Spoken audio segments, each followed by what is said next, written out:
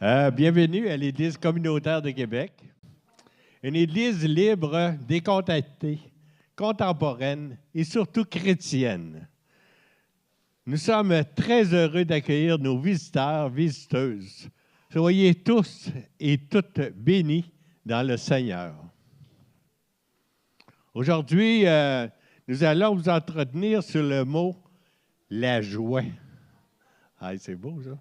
La joie, il y a une joie intérieure, puis vous avez la joie extérieure. Puis vous savez que juste un sourire, là, elle peut vous embarquer pas mal loin. Puis je voulais vous donner un exemple. Moi, j'ai souri à ma femme. Ça fait 61 ans qu'on est ensemble. Ça fait...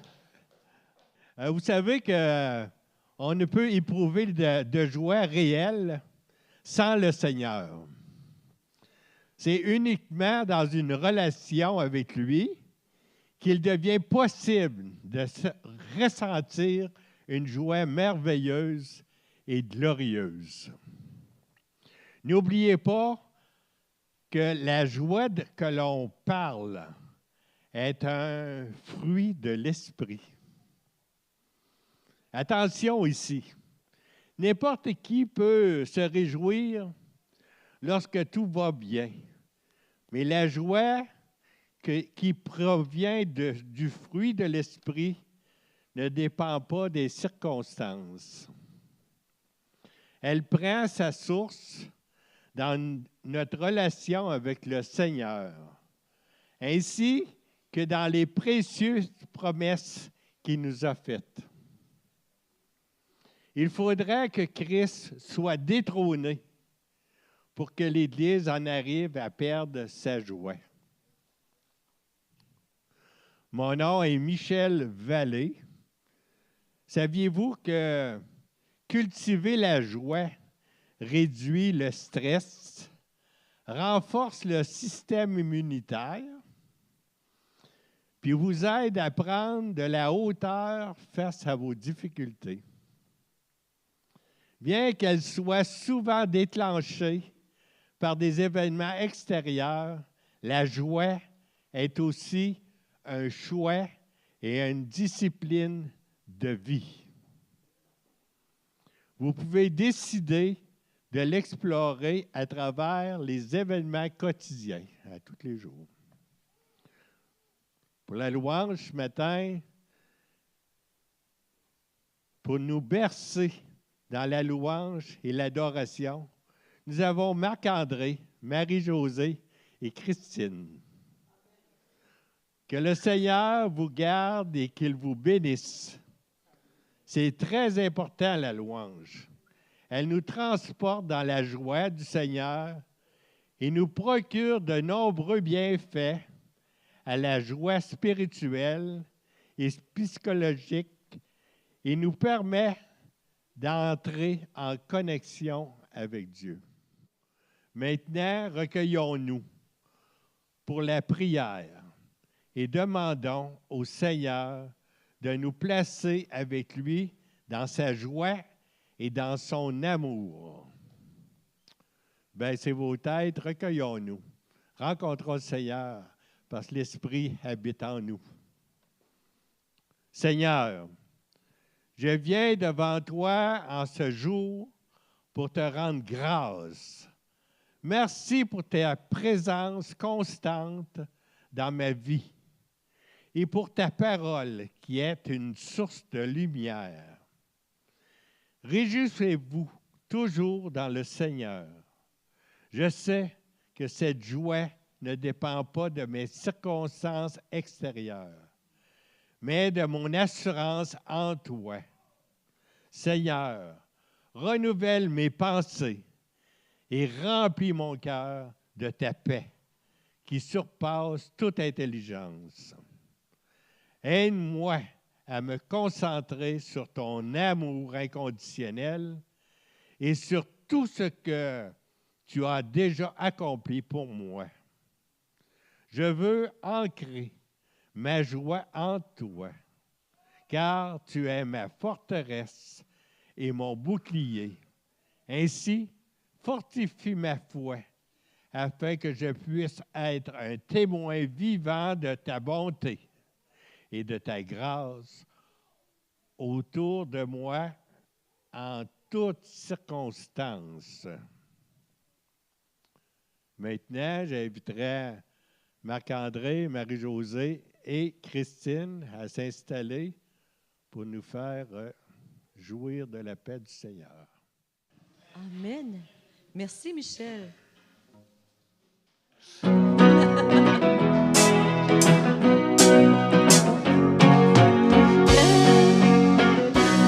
Amis fidèles et tendres, nous avons en Jésus-Christ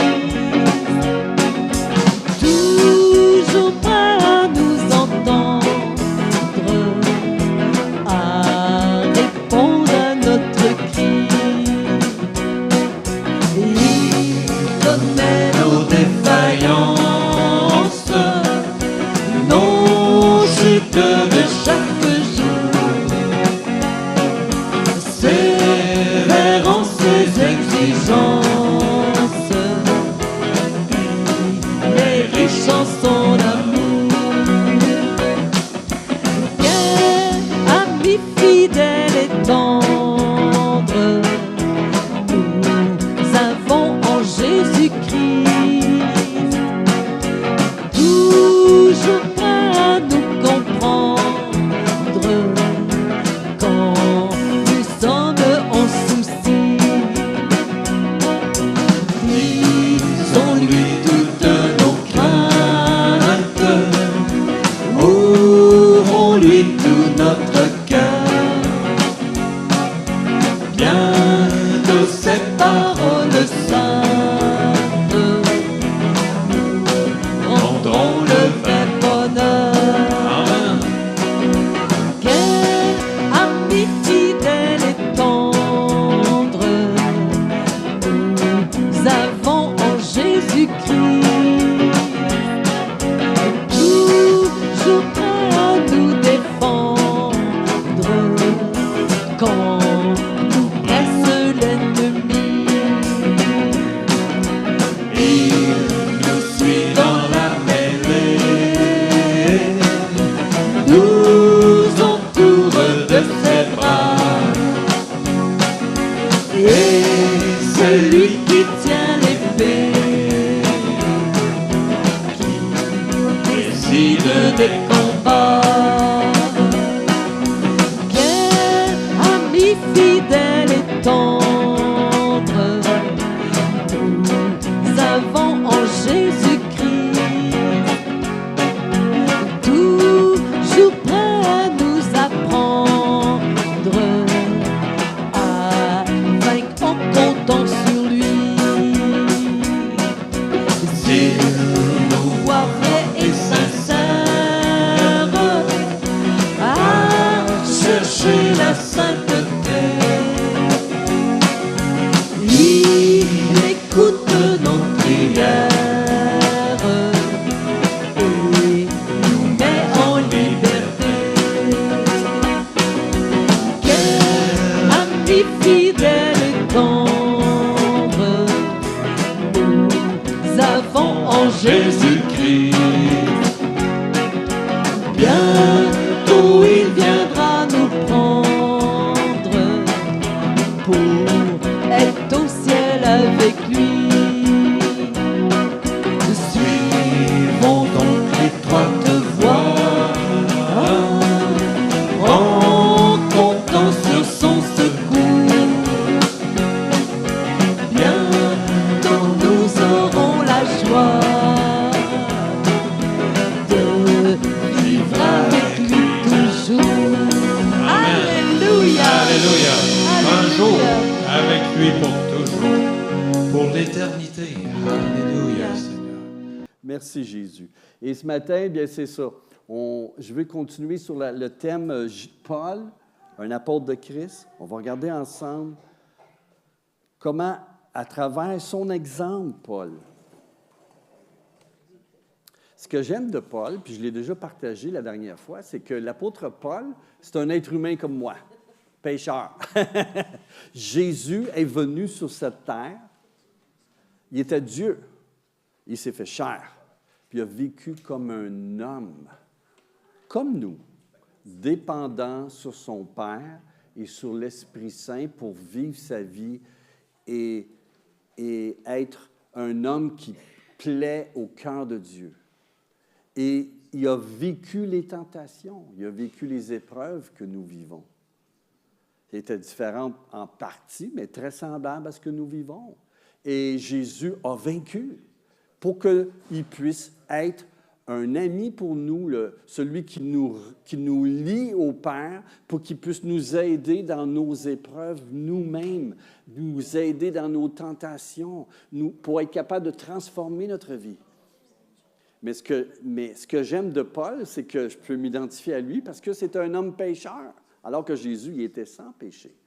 Et quand je regarde la vie de Paul, Paul, il dit, « Soyez mes imitateurs, comme moi, je suis un imitateur de Jésus-Christ. Je suis ses traces. » Et il dit, « Suivez-moi. Et ce que vous voyez en moi, mettez-le en pratique et vous allez vous autres aussi expérimenter la compassion de Christ, le soutien de Christ, la victoire de Jésus dans votre vie, parce qu'il a payé le prix pour cela. » Et c'est pour ça que j'aime regarder Paul, puis je peux m'identifier à lui facilement, plus facile du moins, mais ça ne diminue pas Christ.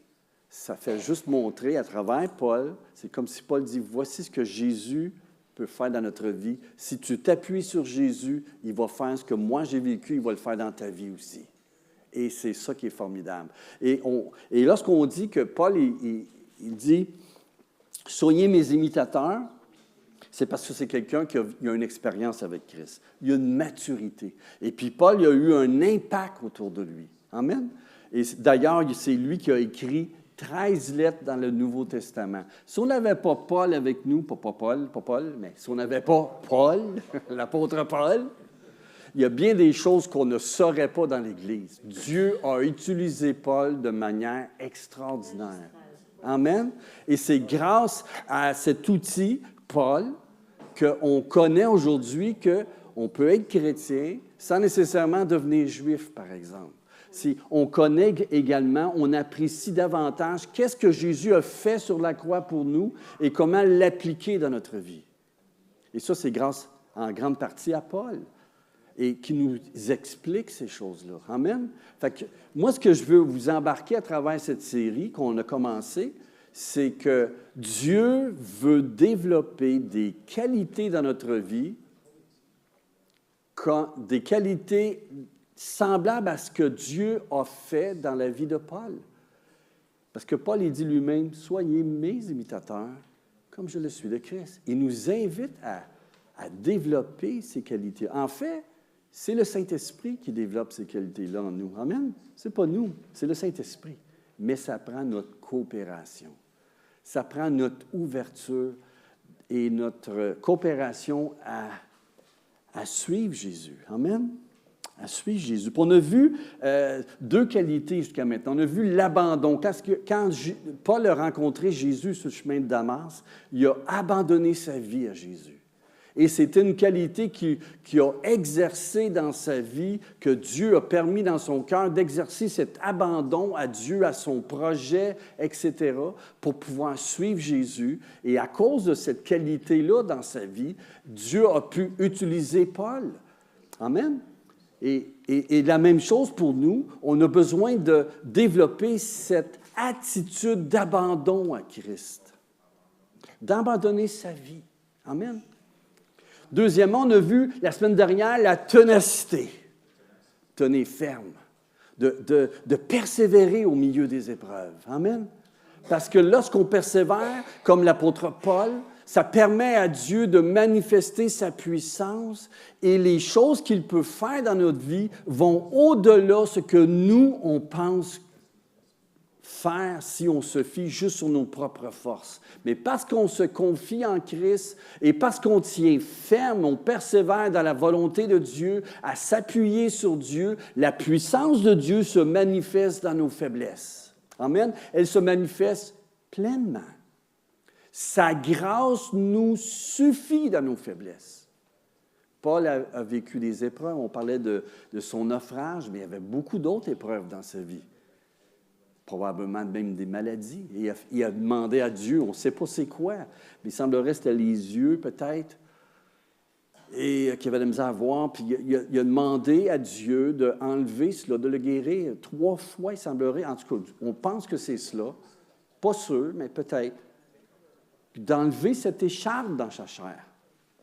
Et Dieu a dit, non. Je ne sais pas, mais pour vous, là, lorsque Dieu dit oui, c'est le fun.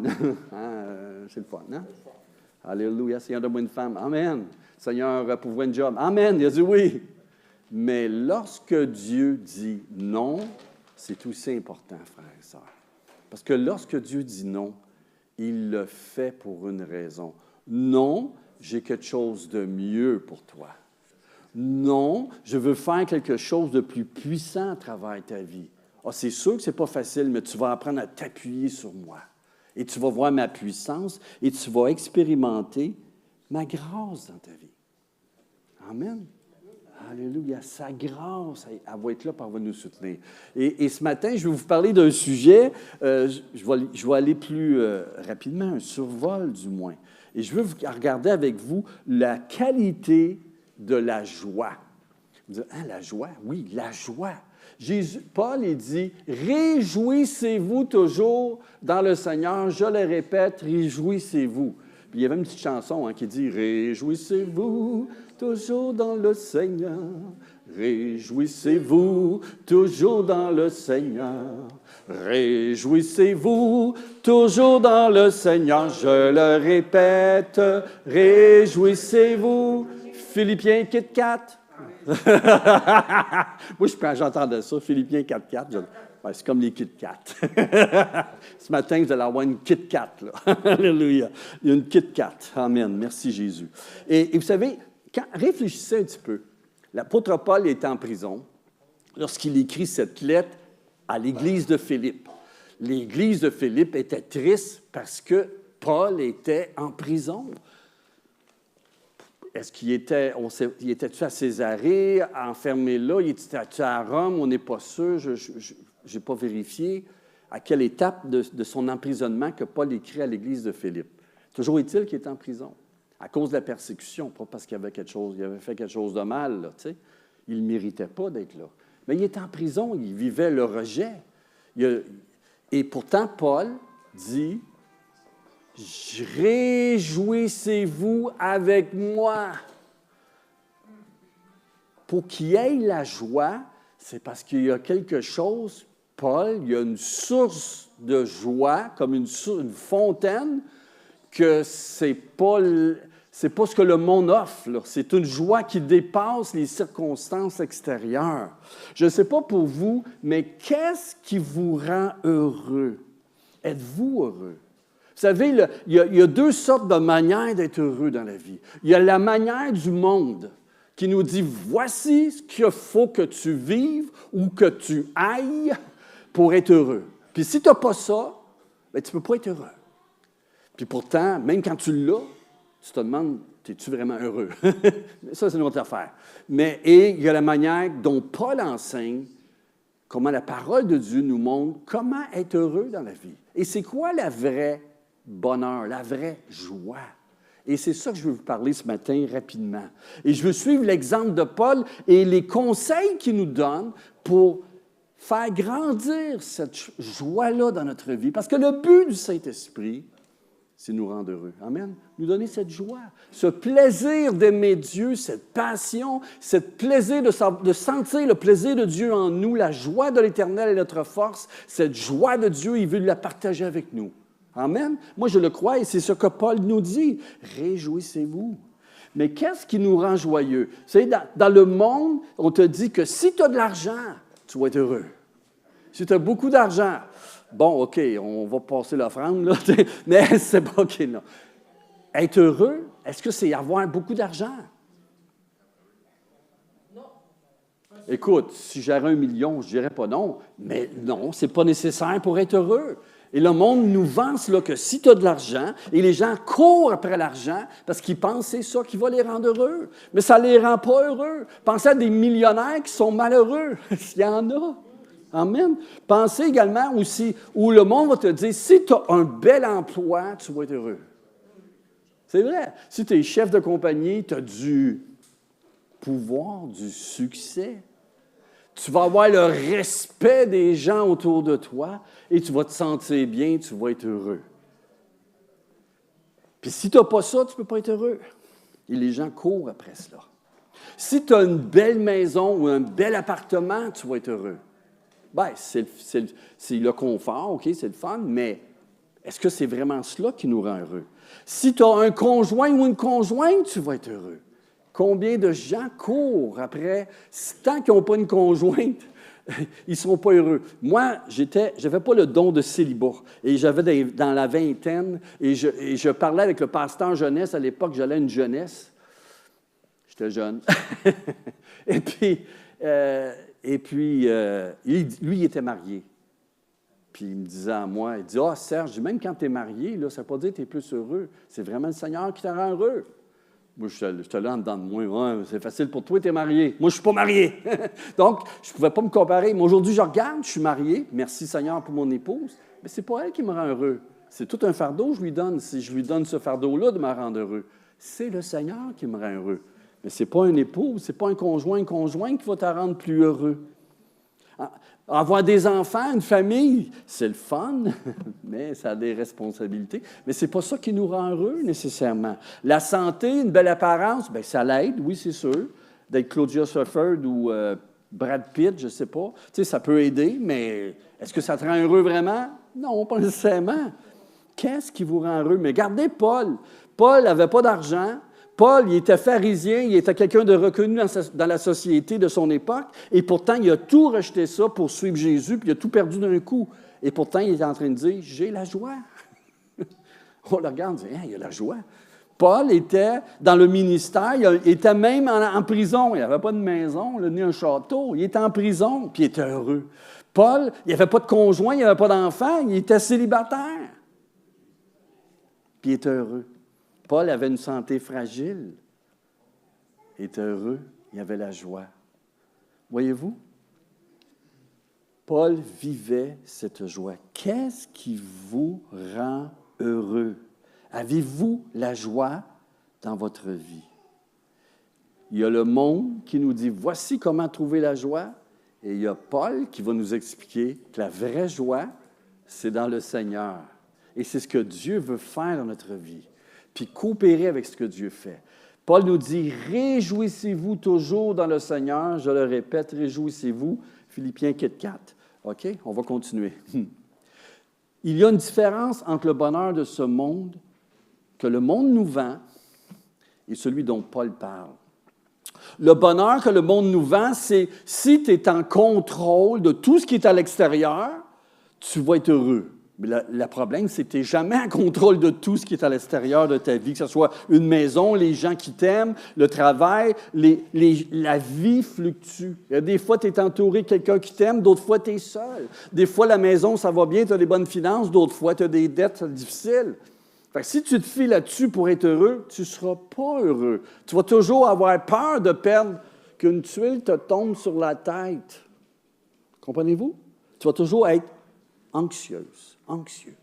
Parce que tu n'as pas le contrôle. Mais il y en a des gens qui sont heureux comme ça, juste quand ça va bien, puis ils se croisent les doigts, on dit « touche du bois ». OK?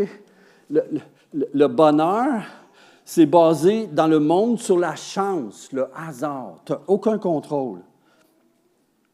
Le bonheur dépend des circonstances. Il fait beau, tu es heureux. Il pleut, tu es malheureux. C'est un exemple. Mais le bonheur dont Paul parle, le bonheur, c'est quelque chose qui est intérieur. C'est le fruit du Saint-Esprit dans notre vie. Le bonheur, la joie que Paul parle, c'est un choix que nous faisons. C'est un choix que tu fais de baser ta foi sur Jésus. C'est un choix que tu fais de dire, je vais être heureux dans ma relation avec Dieu. Le bonheur, la joie dépend, ultimement, ça dépend sur Christ. Si tu veux trouver la joie, tu dois trouver Jésus. Trouve Jésus. Tu veux développer la joie, tu dois suivre ce que Paul disait. Réjouis-toi dans le Seigneur. Voyez-vous? Et j'aime le même passage, on le relit. Réjouissez-vous toujours dans le Seigneur. Je le répète, réjouissez-vous. Philippiens 4. Que votre douceur soit connue de tous les hommes. Le Seigneur est proche. Mais on va continuer la lecture un petit peu. Puis il nous donne des principes. Ne vous inquiétez de rien, mais en toute chose, faites connaître vos besoins à Dieu par des prières, des supplications, avec des actions de grâce. Et la paix de Dieu, qui surpasse toute intelligence, gardera vos cœurs et vos pensées en Jésus-Christ. J'aime ça, ce passage-là. On va en parler tantôt. Au reste, frères, que tout ce qui est vrai, tout ce qui est honorable, tout ce qui est juste, tout ce qui est pur, tout ce qui est aimable, tout ce qui mérite l'approbation, ce qui est vertueux, digne de louange, soit l'objet de vos pensées. Ce que vous avez appris, reçu et entendu de moi, ce que vous avez vu en moi, pratiquez-le, et le Dieu de paix sera avec vous. J'ai éprouvé une grande joie dans le Seigneur, de ce que vous avez pu enfin renouveler l'expression de vos sentiments pour moi. Vous y pensez bien, mais l'occasion vous manquait, parce que les Philippiens ont envoyé de l'argent pour aider Paul. On va regarder ce que Paul il continue. Il dit, « Ce n'est pas en vue de mes besoins que je dis cela, car j'ai appris à être content dans l'état où je me trouve. Je sais vivre dans l'humiliation, je sais vivre dans l'abondance. » Voyez-vous, il ne dépend pas de l'extérieur. En tout et partout, j'ai appris à être rassasié et à avoir faim, à être dans l'abondance et être dans la disette. Je puis tout par celui qui me fortifie. Amen. C'est le passage de Paul qui parle de la joie. La lettre aux Philippiens, on pourrait l'appeler la lettre de la joie. Il nous explique, Paul, comment trouver cette joie, comment la maintenir et comment la faire grandir en nous, parce que c'est l'œuvre de Dieu. Et si on coopère, qu'on obéit à Dieu, on s'appuie sur lui, on va vivre cette joie-là. Amen. Alléluia. Oui, c'est possible. Ne soyez pas tristes, Néhémie dit, car c'est la joie de l'Éternel qui fait votre force. Comment Paul a-t-il pu développer cette qualité qu'il avait, qui était spéciale, de la joie, et cela peu importe les circonstances? Laissez-moi vous partager 7 secrets rapidement, on va faire un survol. Le secret de Paul. Et écrivez-les sur votre bulletin, OK? Je vous encourage de le faire. On va faire quelque chose à la fin avec ça, OK? Écrivez-le. Premièrement, Paul dit ceci, « Que votre douceur soit connue de tous les hommes, le Seigneur est proche. » Comment connaître la joie du Seigneur? Bien, rappelez-vous que Jésus revient. Alléluia. Amen. Jésus revient. Vous savez, moi, là, je vais vous donner un exemple. J'aime le hockey. Vous avez écouté les séries des Coupes Stanley, OK, cette année. Oui, le Canadien est éliminé, malheureusement, mais en tout cas. Mais ils ont gagné 2 séries. Puis le 7e match qu'ils ont joué contre Tampa Bay, c'était-tu énervant? Puis contre les Sabres de Buffalo, je pense que c'était là en prolongation, je me souviens bien. Mais c'est ce que je faisais, moi, écoutez. Ils disent, là, selon, dans le journal, je disais ça, que durant cette période de la Coupe Stanley puis des matchs, des séries des Canadiens, au Québec, le taux de personnes qui avaient des difficultés avec leur cœur. Comprenez-vous? Parce que, pas des crises de cœur, mais il y a eu des difficultés de problèmes de cœur parce que c'était tellement énervant. C'était 1-1, 2-1, puis c'est changé des buts comme ça. Savez-vous ce que je faisais? Moi, je disais, non, c'est trop énervant, écoutez ça, ce match-là. J'éteins la TV. OK, je fais ça. Puis là, je record, enregistre. Et là, je regardais à la fin de la soirée, puis je dis, « Ah, ils ont gagné! » Je retournais à la TV, puis là, je mettais le match. Je l'écoutais. Mon cœur, là, c'était plus facile pour mon cœur. Je vivais. Moi, je sais, c'était un peu bizarre, mais en tout cas, je faisais ça. Mais l'idée, c'est quoi, frères et sœurs? Ah, je le sais, c'est un jeu, mais Dis-moi pas ça parce que c'est plus qu'un jeu. OK. C'est toute l'histoire du Québec. OK. Mais, vous savez, l'idée, c'est quoi? C'est quand que tu sais comment l'histoire finit, c'est plus facile de le vivre. Nous autres, là, il y a deux choses qu'on sait. À la fin de tout, là, on va être avec Jésus. Amen. On va être avec Jésus. À la fin de tout, on gagne. Fait que quand j'écoutais le match, sachant que le Canadien avait gagné, j'avais plus de problème de cœur. Oh, le joueur a failli compter un but. Puis là, les commentateurs s'énervent là, à la TV. Des fois, je mettais une pause, là, un mute, là, parce qu'ils sont trop énervants. Là, mais je savais qu'ils avaient gagné. À la fin, ils ont gagné. Fait que ça ne me dérangeait pas de l'écouter, puis je me réjouissais. Ils ont gagné. Jésus a gagné. Il a payé le prix, il a vaincu la mort, il est ressuscité, il est à la droite du Père, il a envoyé son esprit et bientôt il revient nous chercher. Alléluia. On va être avec lui. On a gagné. Amen. Alléluia. La deuxième chose que le Seigneur nous promet, Seigneur, qu'est-ce que tu penses de moi? Es-tu conscient de ce que je vis? Je me sens abandonné quelquefois, j'ai de l'angoisse. Est-ce que, Seigneur, j'ai l'impression que ce bout-là de ma vie, il manque de ton amour? La Bible, savez-vous ce que ça dit? Ça dit, à la croix, il a prouvé une fois pour toutes qu'il nous aime. Il n'y a rien dans ce monde ne peut nous séparer de l'amour de Dieu. Paul, il dit, serait-ce l'angoisse, la maladie, serait-ce la persécution, serait-ce l'épreuve, la disette, on nous regarde comme des brebis destinées à la boucherie, serait-ce cela qui va nous séparer de Dieu? Il dit non, tout cela, dans toutes ces choses-là, on est plus que vainqueurs. L'amour de Dieu, elle est avec nous. Le Seigneur, à la fin, on va régner avec Christ. Et deuxièmement, dans ma vie de tous les jours, l'amour de Dieu, elle me promet, parce qu'il est mort pour moi, et son amour va me garder, il me garde dans ses mémories, il va être avec moi dans ma vie. Peu importe l'épreuve, l'amour de Dieu est toujours là. Il y a un câble qui me tient dans les mains de Dieu. Je peux me plonger dans la vie, dans la foi, m'abandonner à lui, dans peu importe la chose de la vie qui peut se passer. Ça a de l'air haut, mais la corde va tenir. C'est l'amour de Dieu. Elle va me garder. L'amour de Dieu va me garder. C'est pour ça que je peux avoir la joie. Jésus revient. La deuxième chose, c'est important que tant que tu as des inquiétudes, tu ne peux pas avoir la joie.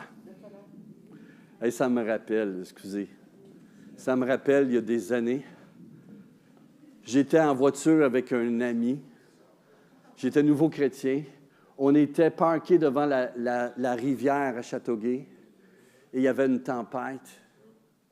On regardait cela, on avait la paix de Dieu. Normalement, moi, quand il y avait des éclairs et des tempêtes, j'avais peur. Mais là, c'est comme, Dieu, t'es là. Dieu est là. Non, bien, c'est sûr que ça fait peur, la tempête, mais je me rappelle que Dieu est là. Ne vous inquiétez pas. Je me libère de mes inquiétudes par la prière. Tu veux vivre dans la joie et rester dans la joie? Libère-toi de tes inquiétudes. La Bible dit, ne vous inquiétez de rien, mais faites connaître vos besoins à Dieu par des prières, des supplications, avec des actions de grâce. Et la paix de Dieu gardera vos cœurs et vos pensées en Jésus-Christ. En fait, tu as deux choix. Tu ne peux pas faire les deux en même temps. C'est soit tu t'inquiètes, ou soit que tu fais connaître à Dieu tes besoins. C'est un ou l'autre. Si tu t'inquiètes, tu ne fais pas connaître à Dieu tes besoins, tu vas rester pris, tu n'auras pas la joie. Mais si tu fais connaître tes besoins à Dieu, tu te confies en Dieu, qu'est-ce que Dieu dit en échange? Je vais donner ma paix. La pensée de Dieu va être là. Est-ce que dans tes inquiétudes, tu donnes tes inquiétudes à Dieu? Est-ce que tu fais connaître à Dieu tes besoins? Ça se peut, si tu n'as pas la joie, tu ne la vis pas, ce fruit-là de Dieu dans ta vie, c'est peut-être la raison, c'est parce que tu gardes tes inquiétudes. Apprends à lui donner, apprends à lui rendre grâce, après à te confier en lui. Une fois que tu lui as donné, reprends-les pas. Laisse-les là, au pied de Jésus, c'est la meilleure place. Amen. Et vous savez, je me souviendrai toujours que j'étais nouveau chrétien ou j'étais, dans le fond, j'étais pour devenir chrétien. J'allais à cette église pentecôtiste où le pasteur Pierre Hébert, je ne me souviens pas de la moitié de ses prédications et plus, mais quand même, Dieu était le présent. Et puis, j'allais à ce centre hospitalier. J'étais le gars qui nettoyait, le concierge. Et puis, j'allais dans les chambres des personnes âgées. C'est un centre hospitalier. Donc, ce n'est pas un centre de personnes âgées, RPA, d'autres personnes autonomes. C'est des personnes non autonomes. Et je vais vous dire une chose. Les gens étaient là, il y avait des vieux, des personnes âgées, comme aujourd'hui, mais des personnes âgées. Et il y a certains qui étaient malheureux. Il y avait de l'amertume. Certains chiolaient, certains étaient agressifs. Mais il y en avait une, elle était spéciale. Et elle avait la joie. Elle avait la joie. Elle était placée là. Puis à toutes les fois qu'on allait faire le ménage dans les chambres, parce qu'on rentrait dans les chambres, elle était là. Puis elle, c'était des versets bibliques. C'était Jésus, sa joie.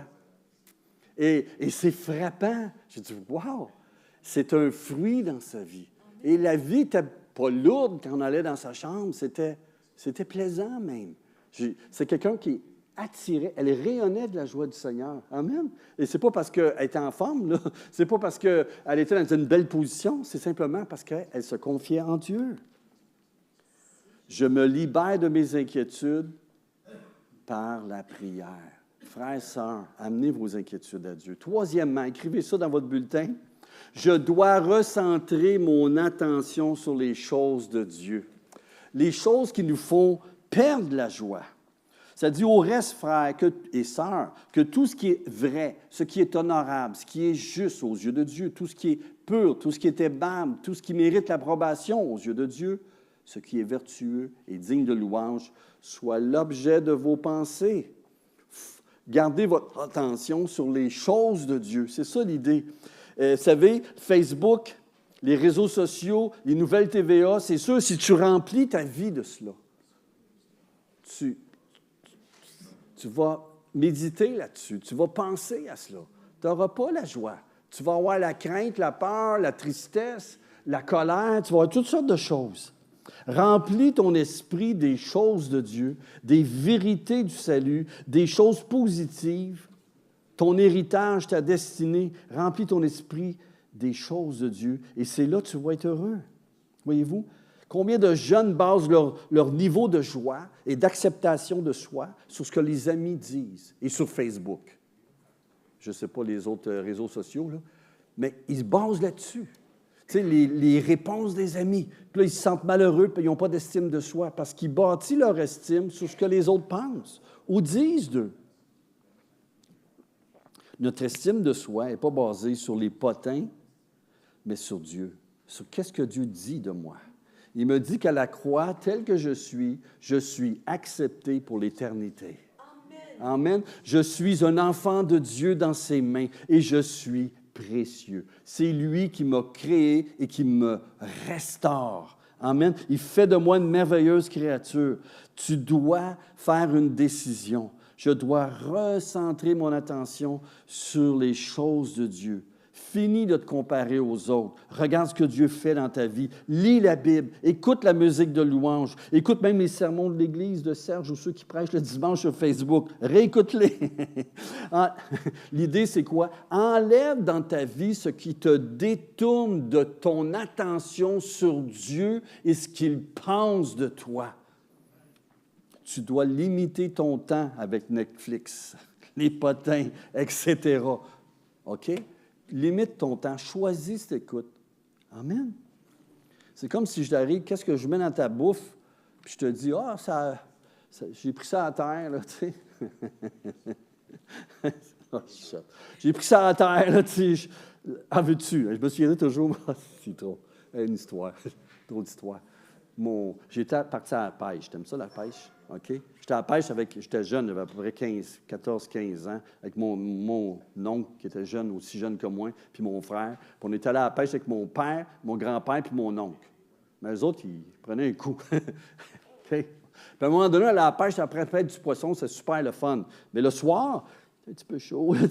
Fait qu'eux autres, ils avaient fait de la salade, puis c'était coupé. Puis il y avait eu du sang dans la salade. Il a lavé la salade, puis il nous sert ça. Pensez-vous que je l'ai mangé? Il n'y a personne qui a mangé de la salade ce soir-là. Comprenez-vous? Fait que des fois, c'est ça, on trempe notre esprit, puis on reçoit les choses du monde qui sont été à terre, ou qui sont impures, qui sont, comment je peux dire, ce n'est pas des pensées positives, comprenez-vous? C'est la chronique des chats écrasés. À un moment donné, arrête! J'appelais ça de même, moi, TQS. La chronique des chats écrasés, ils font une grosse nouvelle. Les chats écrasés. Ah, il s'est fait écraser. OK. Mais tu sais, si tu écoutes juste ça, là, ça va être dur de garder la joie. Focus sur les choses positives. Quatrièmement, engagez-vous à obéir à la parole de Dieu. Paul est dit, ce que tu as appris, reçu et entendu de moi, ce que vous avez vu en moi, pratiquez-le. Et qui va être avec toi? Le Dieu de paix va être avec vous. Tu sais, Dieu, là, il veut te conduire par là. Mais si toi, tu décides d'aller par là, ça ne marche pas, là. Tu vas être déchiré à l'intérieur. Tu as été créé pour marcher avec Dieu. Tu es né de nouveau. Le Saint-Esprit vient en toi, te donner un cœur nouveau. Et le cœur va être heureux quand tu marches dans les voies de Dieu. C'est simple, c'est ça. Aussi simple que ça. Je ne sais pas si vous avez déjà vu des meubles IKEA, oui? Si vous êtes comme moi, vous avez essayé de monter le meuble sans les instructions. Hein? Oui, OK. Le pire, c'est quand il te reste 2-3 morceaux, 3-4 vis, puis tu dis où est-ce que ça va. Hey. Là, il faut que tu recommences au complet. L'idée, c'est quoi? Il y a un manuel d'instruction. Et c'est pas pour le rien. La Bible, c'est notre manuel d'instruction. Suivez-le. Mettez-le en pratique. Et c'est ça que Paul dit. Vous allez connaître la joie. Prends le temps d'obéir, puis de la lire, de l'écouter, et tu vas vivre cette joie-là. Et tu sais ce que Dieu te demande, et que quand tu ne le fais pas, c'est assez difficile d'avoir la joie. Amen. Vous savez, un pasteur disait ça, c'est Bill Hybels disait ceci. Il dit, savez-vous qu'est-ce qui a coûté le plus dans ma vie? C'est pas quand j'ai dit oui à Dieu. C'est toutes les fois que j'ai dit non. C'est ça qui m'a coûté. Toutes les fois que j'ai dit non, Seigneur, je n'obéis pas. Non, Seigneur, je ne te donne pas ça. Non, Seigneur, je n'avance pas dans cette direction. Oh non, Seigneur, je veux faire à ma tête. C'est ça qui me fait le plus mal. Toutes les fois que j'ai dit non, Seigneur, mais toutes les fois que j'ai dit oui, c'est la joie. C'est pas facile. Il peut y avoir des épreuves, mais une joie intérieure, le fruit de l'Esprit. Et la bonne nouvelle, c'est que Jésus veut faire ça dans notre vie. Amen. Il sait que c'est un cheminement. Il sait qu'on est imparfait. Cinquièmement, écrivez ça dans votre bulletin. Recevoir l'encouragement de mon Église. J'ai éprouvé, Paul dit ça, j'ai éprouvé une grande joie dans le Seigneur lorsque vous avez pu enfin renouveler l'expression de vos sentiments pour moi. Vous y pensez bien, mais l'occasion vous manquait. Vous savez, c'est tellement essentiel de participer à la vie de l'Église. Malheureusement, au Québec, et je trouve ça dommage, on a cette mentalité-là d'individualisme que l'Église, de participer à la vie de l'Église, c'est synonyme de vivre des abus, puis de... Tu sais, il y a des gens qui ont été abusés dans la vie de l'Église. Mais tu sais, c'est comme... Mais ça ne devrait pas t'empêcher d'aller à l'Église. Savez-vous pourquoi? Mais c'est comme dire à quelqu'un, « Ah, tu as été abusé dans les familles, ah, pauvre enfant. » Ben, c'est pas bon, les familles. On met ça de bord de nos vies. Hey! Voyons, Dieu nous a créés pour vivre dans le corps de Christ. On a besoin les uns des autres. Et c'est important, l'Église, de participer à l'Église. La bonne nouvelle, c'est que si tu as été abusé, tu as vécu des blessures dans une Église, dans une famille, c'est-tu la bonne nouvelle, c'est quoi? C'est que Jésus veut te guérir. Mais plus que ça, il va utiliser une famille de restauration, l'Église. Amen. Il va utiliser l'Église pour te guérir. Et c'est pour ça que c'est important d'aller à l'Église. Tu n'as pas la joie, c'est sûr, si tu ne vas pas à l'Église, c'est difficile de maintenir un niveau de l'œuvre de l'Esprit dans ta vie. Tu te coupes des ressources de Dieu, et dont une de ces ressources, c'est l'Église. Amen. Sixièmement, savoir rester satisfait de Dieu donne, que ce que Dieu me donne. Paul, il dit, j'ai appris à me contenter de ce que j'ai. Ce n'est pas en vue de mes besoins, je dis cela en parlant, quand il a remercié les Philippiens qui ont envoyé de l'argent pour le soutenir, mais j'ai appris à être content de l'état où je me trouve. Je sais vivre dans des périodes plus difficiles, l'humiliation, mais je sais vivre aussi dans des périodes fastes, que ça va bien, l'abondance. En tout et partout, j'ai appris à être rassasié et à avoir faim, à être dans l'abondance et à être dans la disette. Tu dois être satisfait. Apprends donc à être satisfait du contenu de ta vie. Ce n'est pas parce que tu en as plus, que le voisin a quelque chose de différent, que tu ne l'as pas, que tu es malheureux. C'est parce que toi, tu ne regardes pas ce que tu as, que le Seigneur t'a donné. Regarde ton cheminement. Combien Dieu a pris soin de toi. Vous savez, on est humain et on oublie les bontés de Dieu dans notre vie. On chiale. C'est dur d'avoir la joie quand on fait ça. Avoir un esprit reconnaissant. Vous savez, des fois, on tombe dans le piège. On pense qu'avoir un iPhone différent, un iPad différent, que ça va nous rendre plus heureux. On l'a l'affaire. On en a un, là, il marche très bien. Mais c'est parce que là, la société dit « Hey, ce iPad-là, il n'y a pas juste 2 caméras, il y en a 3. » Tu sais, tu vas non seulement voir ton nez, tu vas voir le point qui est dans ton nez. Tu sais, ouais, OK, c'est quoi le rapport? Ah, ça va aller plus vite. Bien là, je prends juste une photo. Contente-toi de ce que tu as. Embarque pas dans le plan du monde, il va t'endetter puis tu ne seras jamais content. Le gazon est toujours plus vert chez le voisin, mais dans le fond, il n'est pas plus vert. On est juste différents. Mais apprenez à vous contenter. Et ça, c'est important, frères et sœurs. Regardez les choses bonnes que Dieu fait. Et je termine septièmement. C'est pour ça que tantôt, je parlais quand j'étais jeune, j'ai mis l'image d'une personne moins jeune. Il faut croire que je vieillis. OK? Arrêtez de compter sur tes propres forces. Commence à compter sur Jésus puis sur sa force. Nous n'avons pas la force de gérer les choses lourdes que la vie nous lance. Tout ce dont tu as besoin pour la joie, c'est d'avoir Jésus avec toi. Amen. D'avoir la joie de Jésus avec toi. Paul, il dit, « Je puis tout. Je puis tout par celui qui m'a fortifié. » Conclusion de la conclusion. Réjouissez-vous toujours dans le Seigneur, je le répète, réjouissez-vous, Philippiens 4:4. Qu'est-ce que tu as besoin de la joie sinon que Jésus? Quand on a regardé les 7 aspects, regardez dans votre feuillet, les 7 aspects, peux-tu nommer lequel que tu as de la misère? Quel que tu as de la misère ce matin? Tu dis, celui-là, j'ai de la misère à le mettre en pratique. Puis un matin, on va terminer avec la prière. Puis je vais te demander dans ton cœur de dire, Seigneur, une de ces 7-là, j'ai de la misère. Puis je te demande que tu m'aides à l'appliquer dans ma vie, à coopérer avec ce que tu veux faire dans ma vie. Parce que si tu l'appliques, Paul le dit, Dieu le paix va être avec toi. Tu vas vivre la paix, puis la pensée de Christ va te veiller sur toi. Tu vas vivre l'abondance de Dieu qui va t'aider dans tes faiblesses. Ta puissance va être là. Tu vas vivre le Seigneur qui te fortifie dans toutes les choses que tu vis. Voyez-vous, laquelle de ces choses-là, de ces 7 aspects-là, que dit « Ah, ça, j'ai de la misère avec ça. » Cette semaine, ça va être ça que je vais concentrer ma vie. Puis demandez-le au Seigneur qui vous aide dans cet aspect-là. Vous savez pourquoi? Parce qu'il veut le faire en vous. Le Seigneur ne veut pas que tu vives la vie sans la joie du Seigneur. Il veut la communiquer, la joie. Il n'a jamais dit « Ah, je ne veux pas que tu sois heureux. Ah, je suis tellement fier que tu sois malheureux. C'est ça que je veux pour toi. J'ai planifié ta vie, là, puis si elle ou lui va être malheureux, je vais tellement être content de cela. » Non!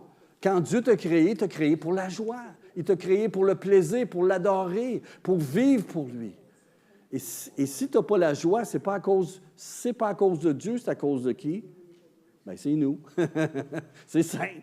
Donc, il y a quelque chose qui ne va pas. Et peut-être une de ces 7 choses, c'est peut-être quelque chose que tu as besoin de considérer dans ta vie. Y a-tu de quoi que tu désobéis au Seigneur? M'en dis pardon. M'en dis de l'aide pour t'aider à t'obéir. Et tu vas voir que la joie va venir. C'est quelque chose parce que toi, tu t'inquiètes plutôt que de prier et te confier en lui. Peut-être c'est ça, tu as de la misère. Mais ce matin, amenons-le au Seigneur. Amen. Prions ensemble. Alléluia. Seigneur, on vient à ta présence ce matin, Jésus, et on vient avec nos fardeaux, avec nos problèmes, avec notre manque de joie des fois, Seigneur. Et sans s'en rendre compte, on est comme le peuple d'Israël dans le désert. On chiale plutôt que de se tourner vers toi et se souvenir de ce que tu fais dans nos vies et te remercier et t'amener nos besoins devant toi. Aide-nous à t'obéir, Seigneur. Seigneur, on a regardé les 7 aspects ce matin dans la vie de Paul qui encourageait les Philippiens à rechercher à travers son exemple pour qu'on puisse vivre cette joie-là. Et je te prie pour mes frères et sœurs. Il y en a qui ont des situations dans leur vie, c'est difficile. Mais Seigneur, je te prie de les soulager ce matin. Je te prie de donner la paix, qu'ils puissent sortir d'ici avec les fardeaux de leurs épaules dans tes mains, Seigneur, non pas sur eux. Je te prie également, Seigneur, pour ceux peut-être qui ont de la difficulté et peut-être qui ont désobéi, ils ont de la difficulté avec ça. Je te demande de les aider, de les pardonner ce matin, les rassurer que tu vas leur donner la force pour vivre pour toi. Soutiens-les, Seigneur. Merci pour ta paix, Seigneur. Merci pour ta joie. Libère-nous de nos angoisses et mets ta paix, Seigneur. Tu es là avec nous. Quand personne n'est là, Seigneur, toi, tu es toujours là. Rien ne nous séparera de l'amour de Dieu. Tu as porté à la croix toutes nos maladies, tous nos péchés, tous nos besoins. Et dans ta croix, Seigneur, il y a plus que des choses négatives que tu enlèves de notre vie. Mais il y a la guérison. Il y a le plan de Dieu pour ma vie. Il y a la joie de Dieu pour ma vie. Tu veux nous le donner. C'est notre héritage. Seigneur, agis, Seigneur, dans chacune de nos vies, Seigneur. On peut vivre de cette joie. Parce que quand on vit dans cette joie, toi, c'est ta joie, dans le fond, que tu nous transmets. La joie du Père. Sois avec nous, Seigneur. Guide-nous dans le nom précieux de Jésus. Amen.